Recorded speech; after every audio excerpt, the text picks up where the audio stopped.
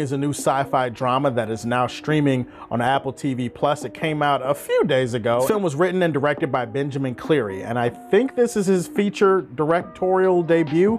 I could be wrong about that, but I'm pretty sure. And this film stars Mahershala Ali, it stars Naomi Harris, it stars Awkwafina, it stars Glenn Close. So when a loving husband and father, played by Mahershala Ali, discovers that he has a terminal illness that is going to kill him, he is approached by a mysterious company led by Glenn Close, and they offer him an alternative solution that is a bit off the beaten track. This solution would call for creating a perfect carbon copy clone with all of his memories intact, so that the clone could replace him when he dies, and therefore his family would never know that he was sick. So essentially the crux of the movie is him deciding whether he wants to use this clone to replace him or just tell his family that he's dying, and which way is going to spare them the most pain. I got a lot of cramming to do. It's the end of 2021 and I have to fill up my list as much as possible of movies that I plan to see and review before the year is over. I'm not kidding, there might even be as much as like 4 uploads per day. I'm not sure, but I have a cutoff date of the 27th. The 27th is the day where I'm trying to like have all of the reviews and the videos that I want to do for the year done already. That way I can focus on my top 10 for the entire year in the next few days,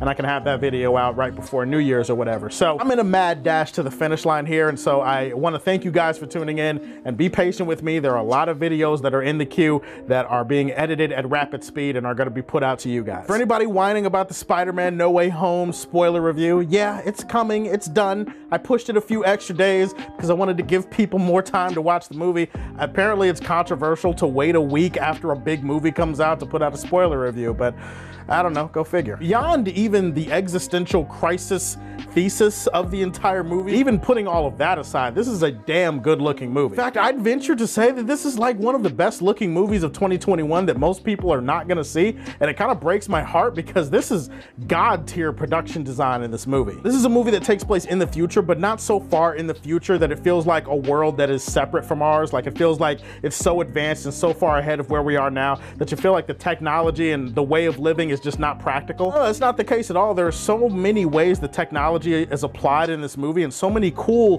things visually going on that I was just like, holy shit, why aren't we already living like this? Like, why don't we already have everything that this production design in this movie is offering? Like, why aren't we living like this? This is confusing to me. To put it plainly, it's as if Tony Stark himself designed and created the world that this movie exists in, and then had sex in it. And I know that doesn't necessarily make that much sense, but I feel like if you see the movie, you'll know what I'm talking about. Yeah. The video is not supposed to be about Tony Stark and where he shoves his dick on a random Friday. That's not the point. The point is, the movie looks like absolute sex. This is sleek and gorgeous and beautiful and perfectly framed. This is one of those master of his craft type of movies by somebody that I'm sure you probably haven't even heard of before, and I hope Benjamin gets a lot more work in the future, because if this is any indication, they're in really, really good hands. Better hands than the Progressive commercial. It kind of blew my mind to find out that this was Mahershala Ali's first lead role. Like, somebody told me that and I was just like, nah, get the fuck out of here, you're bullshit. And then I looked it up and I'm like, no, this actually is his first lead role in a movie ever. And you say, how is that possible? He has 2 Oscars. Well,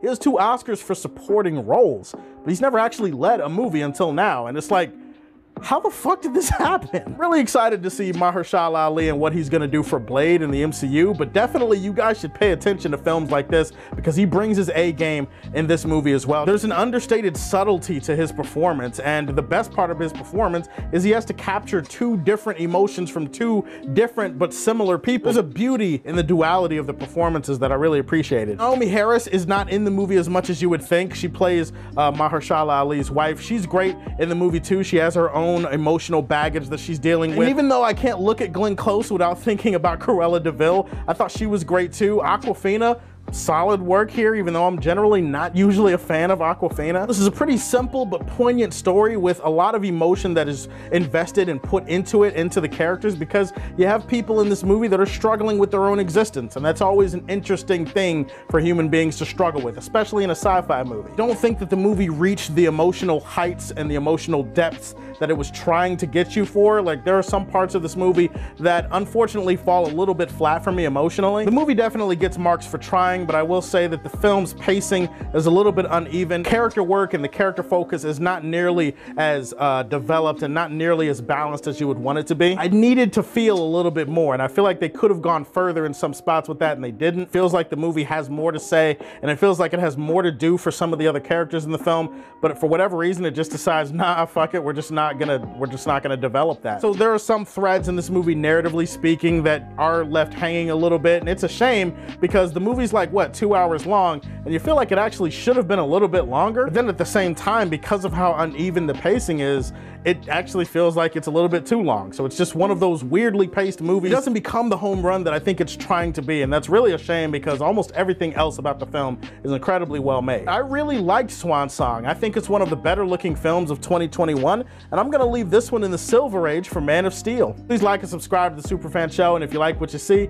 tell me how you feel. Stay tuned to hear more from the Man of Steel. Peace.